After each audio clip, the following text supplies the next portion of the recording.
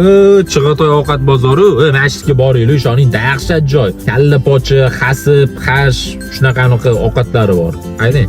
Akalar, Chig'atoy ovqat bozoriga boramiz. Jaydari joylarning legendasi bo'lgan Chig'atoy ovqat bozoriga keldik. Shoh akamni aybi bilan og'iz ochar mahalga taqab kelganimiz uchun o'tirishga joy topa olmadik. Odam vashi ko'p. Hasb bilan xash qolmagan ekan. Kalla pocha bilan jigardan olib mashinada bosib o'radigan bo'ldik. Hoshu topa olmadik, o'rniga bitta yopgan non oldik. Non bilan tiqamiz endi. Kalla pocha bu narxi 60 ming ekan. Bu jigar, bu ham 60 mingmidi? Da.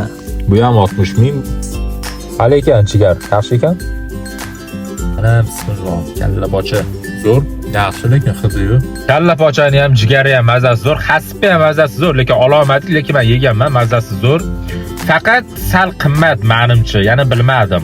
Shohga, bu yerda nima kamchiliklar bor bozorda? Sotuvchilarning muomalasi yoqmadi menga. Endi iftor mahali odam ko'p, har xil mijozlar bor. Endi to'g'ri, muomalada sal kamchilik bo'lishi mumkin. Endi to'g'ri tushunish kerak-da, ulardan odam juda ham ko'p. Ki hamma har xil savol berib tashyapti. O'tdan bu yerda sotuvchilar qiynalib ketganda. Xullas, iftor mahal vaqtliroq kelish kerak yoki keyin sal o'tib kechroq 7-8 larda kelish kerak ekan.